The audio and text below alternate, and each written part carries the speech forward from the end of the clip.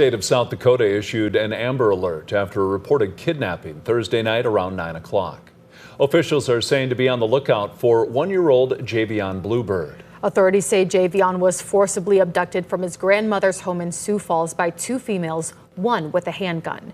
They are believed to be driving a white early 2000 Chevy Impala with loud power steering. The main suspect is 29-year-old Leilana Sitting Up. She's a native female, 5 feet 3 inches tall, with brown hair and has a tattoo on her neck that says "No excuses, no regrets." She's also allegedly with a young teen female.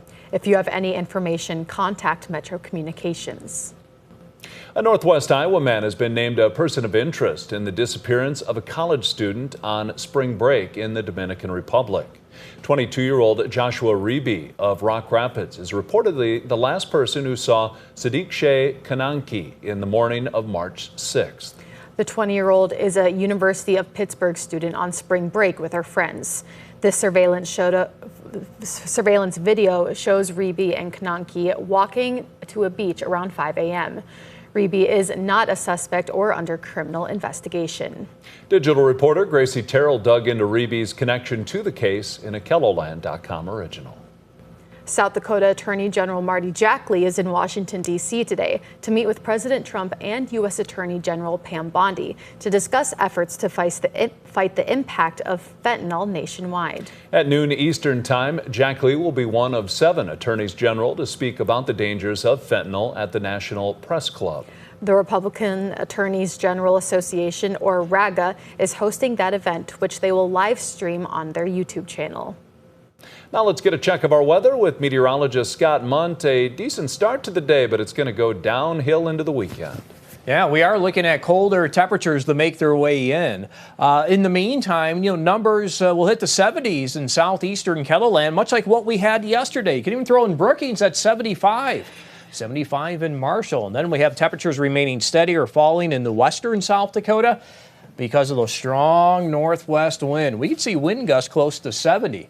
We're also following severe weather later this afternoon and evening. We think that strong wind will be the main threat out of any storms that do develop, as we'll continue to follow the severe weather in the east and southeast later this afternoon and evening. And there's a look at the wind gusts across western South Dakota. That's Rapid City. See wind gusts mid-60 to near 70 miles per hour. Brian will have more details on your forecast coming up. Thank you, Scott. South Dakota Game Fish and Parks is giving an update on the snow goose migration in South Dakota. Their super snow gooseologist says he's noticed nonstop streaming of light geese and cackling geese starting on Saturday. He adds that the migration of adults is rapidly progressing. Reports from all over the state indicate good numbers of birds. However, this weekend storm may stall migration while the geese try to seek safe shelter. Businesses are gearing up for a busy day Saturday. The St. Patrick's Day Parade will roll through downtown Sioux Falls tomorrow afternoon, but the celebrations will take place throughout the day. Lucky's says Parade Day is the busiest day of the year. The bar starts preparing in January. It's a lot of hours spent here, a lot of long days, long nights. We just make sure we stay on top of everything. We super stock. Blarney Stone is also getting ready for a busy day. The assistant general manager says they start getting ready as well for St. Patrick's Day in January. The Sioux Empire Sportsman Show opened its 4-day stay Thursday at the Sioux Falls Arena and Convention Center. This year's show features about 300 vendors from across the region, offering boats, campers, RVs, and vacations. There are also seminars and activities for kids, including the always popular live trout pond. We've got the largest trout we've ever had this year. Just the way it worked out with the guy who sources. These are all trout this big, and I'm not kidding. It's been really fun watching the little kids try and pull these out. Sometimes Dad has to give an assist. The trout are huge. The Sportsman's Show continues at noon today and runs through Sunday. Admission is $12 for adults, $4 for children's ages 6 to 12, and free for kids 5 and under. We've provided a link with complete event details under this story here on KELOLAND.com. That's a look at some of our top stories. Now let's get another check of your weather with meteorologist Brian Karstens. Brian? All right, active weather day. Let's begin our conversation about this storm system looking at the hour-by-hour forecast. Sioux Falls Midday hour, we're headed into the 60s. We're going to quickly climb into the low 70s by 2 and 3 this afternoon.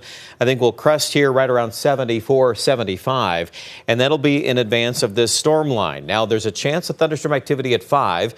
There's even a better chance probably after that, and some severe weather is in the conversation as well. We're talking about a marginal risk of severe weather in Sioux Falls, which by its very definition, it means, yes, there's the potential for some of that. Is it going to be widespread? Probably not.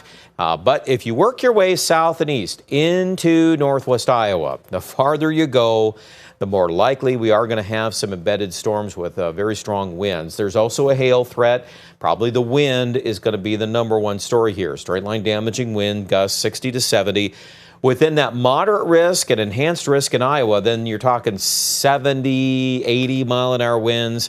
There's even an attendant tornado risk that's really going to ramp up in southeast Iowa, Missouri, and Illinois. And unfortunately, that's going to be a really rough late afternoon and early evening there. Now, on our side of the equation, we're going to be looking at the backside, the wraparound moisture coming in late tonight, tomorrow. We know very high probability we're going to have very strong winds, 50, maybe a couple gusts to 60 miles per hour. The question is, are we going to get that snow? And if we do get that, is it going to accumulate and stick to the ground due to the recent warm weather and the fact that this storm is just marginally cold enough for snow? But it does have that potential. So that is a winter storm watch. It includes Sioux Falls. We're going to get some new data this morning. We're going to keep you updated on that as, again, there's kind of a fine line between what's really kind of a nuisance, a lot of wind, and maybe some light snow. And then if you end up with the heavier bands of snow, well, then you can't see anything. And then that's why the blizzard word is used. Here's the low. This is a classic coming out of eastern Colorado, Lyman, Colorado, moves up to Goodland, Kansas. The barometric pressure drops like a rock within this. That's why this wind is a big deal. You got strong winds on the southern flank of that, and that's creating a wildfire outlook. Wichita, Oklahoma City, western Texas. The severe weather, that's on the forward flank of this. So that's that arcing line of storms at 7 o'clock this evening in eastern Iowa into Illinois. Here, we're on the northwestern portion of that features. So we pick up that thunder and lightning chance, maybe a couple of severe thunderstorm warnings. Then the colder air rotates in. And many of you, too, are curious, well, how much rain and snow are we going to get? Well, this system, as you look at the footprint of all of it, yes, there's some moisture out there. This is not going to be a widespread heavy rain, heavy snow. Just not. It's going to be patches of things that will work together. So I would hope with all of this weather we get some much needed moisture. But the reality is we'll work some of that in. But when you look at all of South Dakota as a general rule, it's not going to be widespread. Okay, here's the wind. Here's the timeline on some of these features coming into northwest Iowa. Again, this would be 4 or 5 o'clock. Initially, some of this is embedded with thunderstorms. And just to show an example, like Worthington, Jackson, you know, the modeling can pick up 60 to 70 pretty easily there. So, again, be aware of that. And then temperature-wise, like Rapid City, we're in the 40s today. We're not going to warm at all. In fact, if anything, we might actually go in reverse here late this afternoon. There's a little rain here in western South Dakota, but the raindrops are blowing sideways because the wind is 30 to 70. But the total in the rain gauges, just probably under a quarter inch. And some of you might not even pick up 0.10 out of this. So we need a lot more water eventually here later in the spring. But are we going to pick up some of those thunderstorms in Mitchell? Yes, we can. Northwest Iowa, it's even a better chance. So if you are the recipient of a thunderstorm, well, then, you know, those local rain gauge reports can certainly be higher, but then the general average is still under ½ an inch. Now, you're looking at this on Futurecast. You see some dark blue around Sioux Falls early tomorrow morning. I'll be honest with you, this is probably a little more aggressive than some of our other modeling would suggest. So our official snow forecast at Sioux Falls is only a trace to a couple of inches. We kind of sided with that. I really think the data is tilting that direction. If you're looking at plowable snow, best bets are probably east of Interstate 29 and north of Interstate 90. So that paints southwest Minnesota in more of that zone.